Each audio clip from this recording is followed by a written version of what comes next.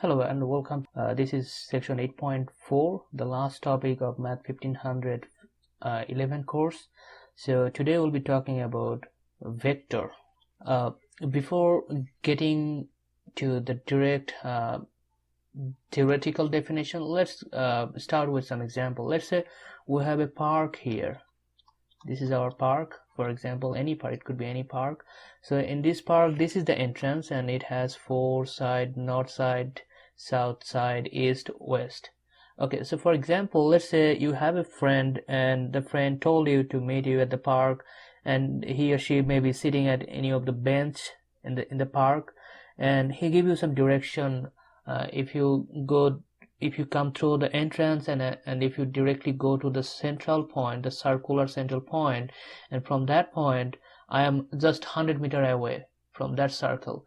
Now each of these benches are 100 meters away from the central point. Now the question is, which direction you would go first? Would you go to this direction, or would you go to this direction, or this, or the other direction? So if your friend just give you just one information, that is you are 100 meters away from the central point, then you might have to go 4 directions to find him. But what if he said, I am just 100 meters away from the central point that directed to northeast side. This is north, this east. So probably you would go directly to this direction to find him. You don't have to go to the other 3 directions. So some cases, some quantities, those are expressed in terms of magnitude and also the direction. These quantities are called vectors. In general definition, scalars, quantities that are described by a single value, that is called magnitude, and the vectors simply the quantities that are described by both magnitude and directions. So a vector in a plane is just a line segment with specified direction. That's the short definition. Let's say we have a line segment like this. This is the initial point P, and this is the ending point Q. So we're saying this is vector PQ. So we write this in this notation, PQ, because we put an arrow on top of PQ. This denotes that the vector is directed towards Q from P. So P is called the initial point. This is the initial point, and this is the terminal point. So the magnitude of this vector is denoted by absolute value notation. This is called the magnitude of the vector PQ. The length of the vector PQ, we can also say like this. Now we'll be talking about different kind of vectors: parallel vectors, equal vectors, opposite vectors, and other things. So first properties: 2 vectors are equal. First of all, we need to know equal vectors. 2 vectors, let's say U and W. 2 vectors U and W are equal if they are same in both direction and magnitude. So if I want to sketch a vector, two parallel vectors like U and W, these 2 vectors, this is the initial point, this is the terminal point.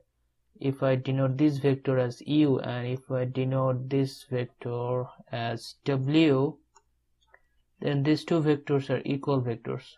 Note here, they're going to the same direction, they are parallel line, and their length is also equal, although the sketch may not show the exact magnitude, exact scale, but consider these lengths are equal and they are parallel, like the distance anywhere between these 2 lines are the same.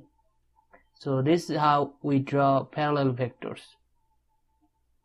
equal vectors. Now we'll be determining if two vectors are equal. Let's say we have this. So this is x-axis, y-axis, and this 0. A vector v, say this is from -3, 1, 2, 1, 4. I have 2 points, -3, 1. So -3, 1 is here, and -3, +1. The point is here, the first point, and the second point 1, 4. So 1, 4, it should be here. Let me clean this y and rewrite it somewhere else. Now this is the first vector. It's called v, starting from this point, ending at this point.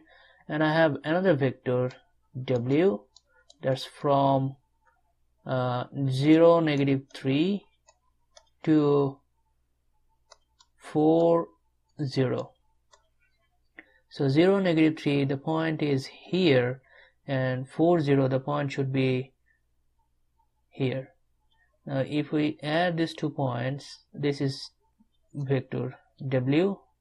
So from this graph we can see that the distance it passes, both two vectors is the same distance, the magnitude is the same, and they are also equidistant.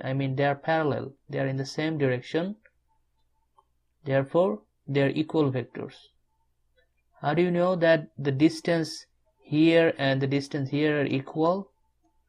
We can calculate the distance between this point -3, 1, and this is 0, -3, and this is 4, 0, and this point is 1, 4. We can calculate the distance of point A. If I say this is point A, this is point B, this is C, and this is D, we can calculate the distance AC and BD.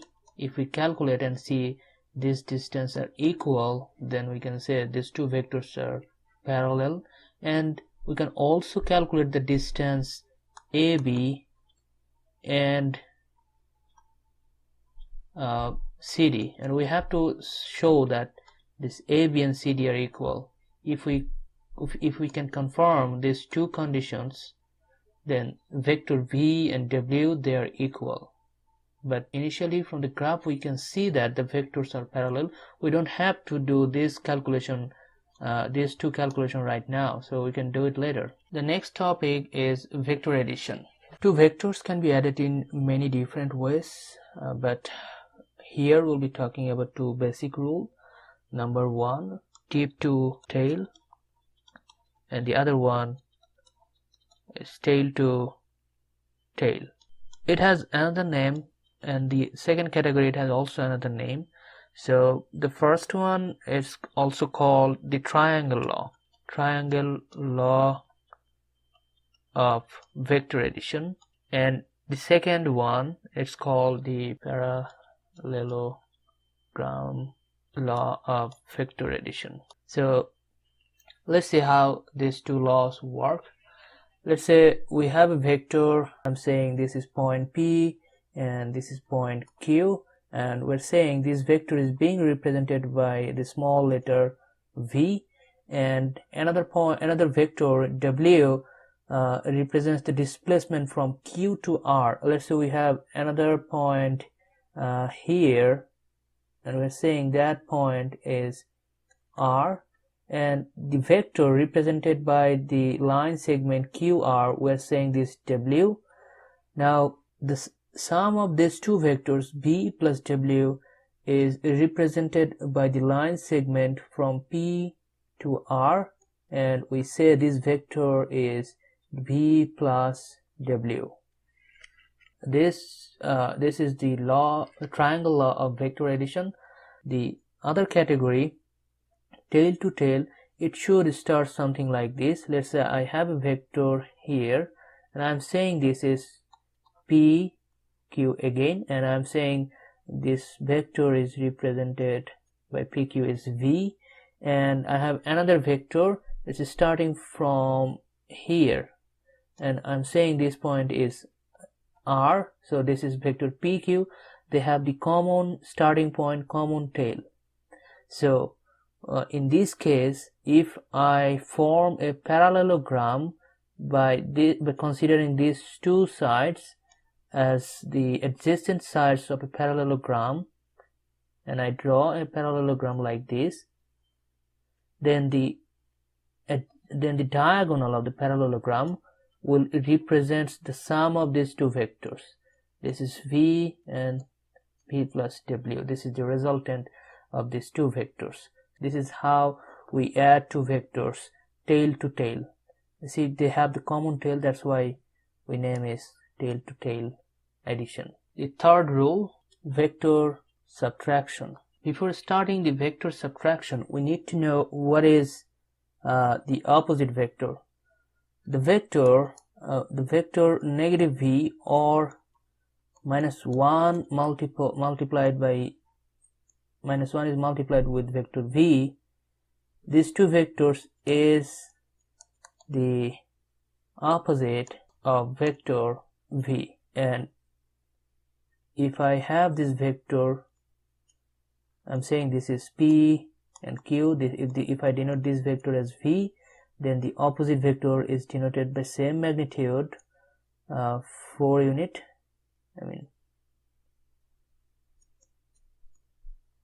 This is negative V.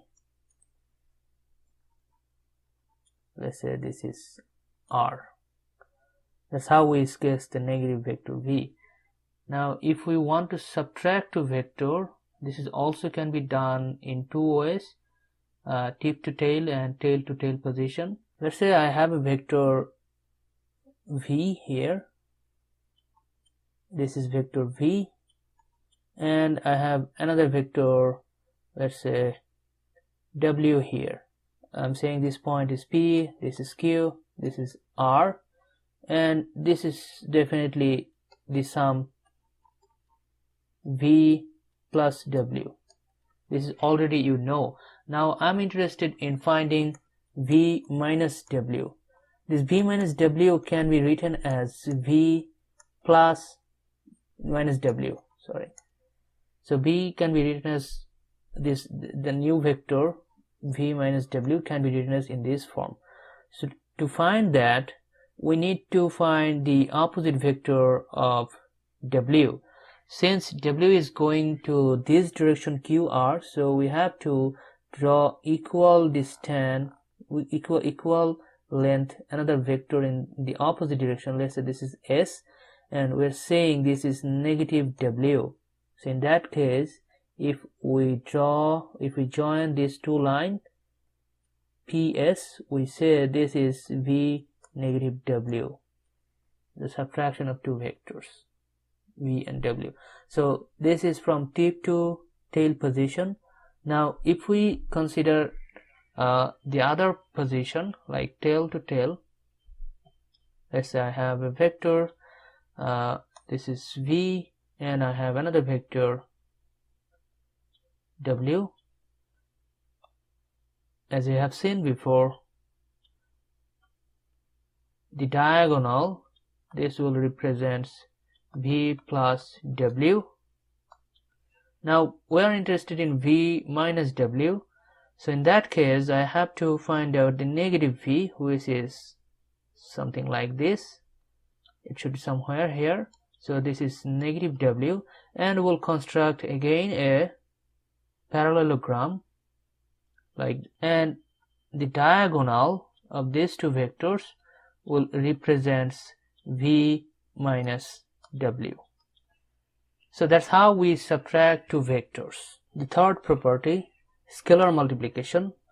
For a vector V and for a scalar K, the scalar multiplication is defined as K times V, and the magnitude of the new vector, let's say we are defining this as a new vector as W.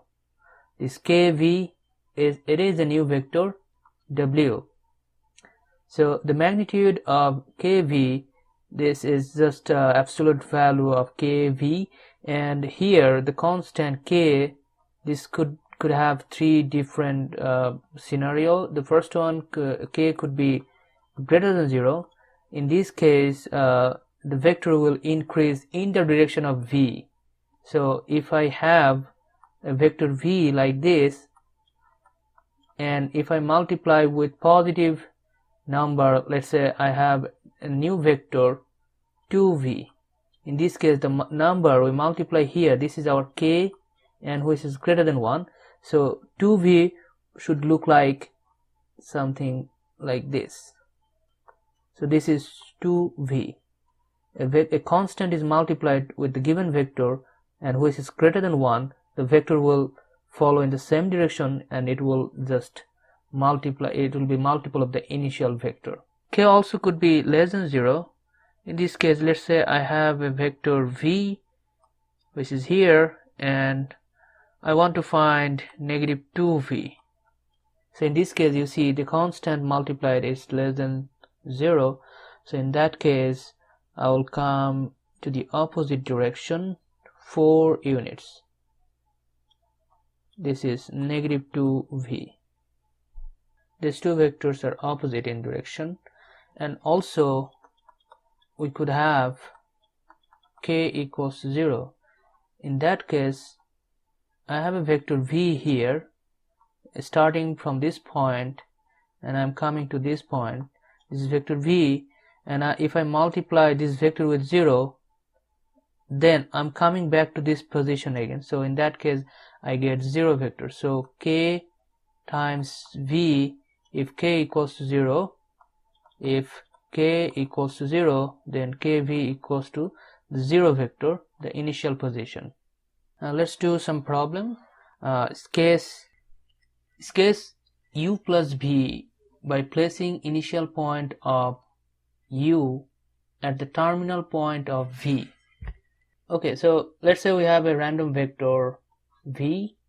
This is our random vector v, and we have a random vector, let's say this is u. These two vectors are in two different positions, so we have to case u plus v by placing the initial point of u. So we have to place this initial point of u, this is vector u, to the terminal point, at the terminal point of v. This is v, so this is the terminal point of v. So what I have to do, I have to copy this vector, and I have to put it here. So in that case, I think I would just draw another line right here. This is new position of the vector u. This is called parallel transformation or shifting, you could say. So this is v, this is u. So according to the law, the other side of the triangle will represent v plus u, or you can also say u plus v. Let's do another example. Example 3. Case u plus v by drawing u and v with the same initial point. A random vector, let's say this is u, and we have another vector, let's say this is v. So we have to plot, we have to draw the sum of these two vectors by putting their initial point at the same point. So this is the initial point for the vector u, this is the initial point for the vector v. So I can transfer this vector v to here. I mean, I can transfer the vector here, or I can also take the vector u here, a parallel transformation. I can also take the vector u right here. So what I have to do, I have to form a parallelogram like we did before, and then we just have to draw the diagonal is the sum of u plus v. The next example. So question 4, case vector v minus vector w by drawing v and w with the same initial point. So let's say I have a vector, this is, I'm saying this is vector v, and I have another vector, let's say I have vector w right here. So I have to draw vector b minus w. So since this has to be in opposite direction, what I will do, I'll take this vector v right here. I could draw vector w like this, but this is not my target. I would have to take the negative, the opposite vector of vector w. So in that case, I'll take the opposite direction. This is negative w, and then if I consider the parallelogram, then the diagonal, this will represent v minus w. Question 5.